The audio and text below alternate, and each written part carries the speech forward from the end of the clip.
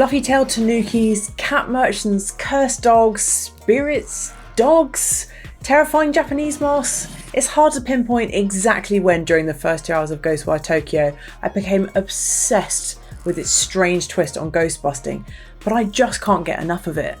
In Ghostwire Tokyo, the big storyline is that the people of Tokyo have been disappeared for nefarious reasons, but once you're out and exploring it, it feels alive with stories and secrets. Ghosts hang sadly in the air, needing help with tasks, errands that vary wildly from one to the next, and the enemies of the game, bad spirits called visitors, lurk in the streets, ready to fight or be quietly purged with the stealth attack. Tengu, or flying spirits, screech overhead and you can use a grapple to attach to them and fly up to the top of skyscrapers, while black and red corruption seethes across the concrete, needing to be cleared. Best of all, dogs, whose minds you can read, patrol the streets and will reward you if you feed them. There are cats too, but being cats, they're barely interested in your affection. With so much to do, the big narrative drive, that of a population being vanished and condemned to the underworld while your body is possessed by a guy called KK, is almost easy to forget. Sure, your sister has been abducted by some sort of nefarious villain, but this ghost needs me to find a sentient umbrella.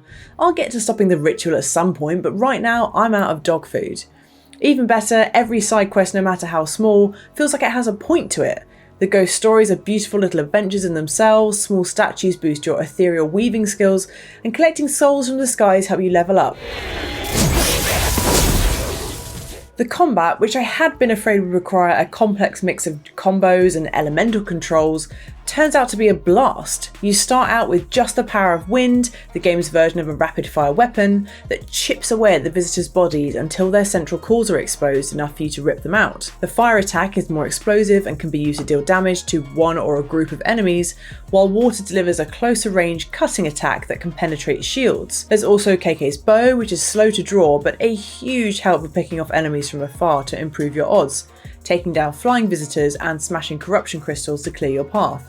You get all these powers early on and spend the rest of the game mastering them, leveling them up and learning how to best utilise them for certain enemies. Every enemy is a little slice of nightmare, from headless schoolgirls to faceless men in suits, floating wraiths, and one female spirit with a pair of scissors so large they can only be disguised as Freudian. So far, the one I find the most unnerving is a prim, feminine enemy who slowly walks towards you, blowing kisses that become deadly floating bubbles. Some are based on traditional Japanese ideas, some are pure fiction, but all of them feel strange and unnerving without resorting to the shock and gore of survival horror. All are simple to deal with one-on-one, especially as your powers get stronger and you can start using talismans that cast short-term effects like stuns or decoys, but they come at you in gangs and love to attack from behind when you're busy with something else. For a game with barely any people, it's surprising how truly human it feels. The disembodied spirits that float in blue clouds fret over mundane things like someone leaving trash in their bicycle baskets and repaying debts. The ghosts who ask for help are as ordinary as their problems are fantastical, and even the left behind cats and dogs are a reminder of our connection to the world around us. Your relationship with KK starts as a case of non-consensual possession, but as you work together, there's just the beginning of a warmer relationship growing between you that I expect will develop beyond the early chapters that I played. Is this your book? Yeah, saw Kappa as a kid. Been hooked ever since. For real? So you've always been weird, huh? Ghostwire Tokyo is not at all what I was expecting. It's even better. It's an action-adventure game with an almost open-world style city exploration, magic instead of bullets and bombs, and strange stories lurking around every corner. It might not be horror, but it will stop you from sleeping because you've always got one more side quest to find before bed.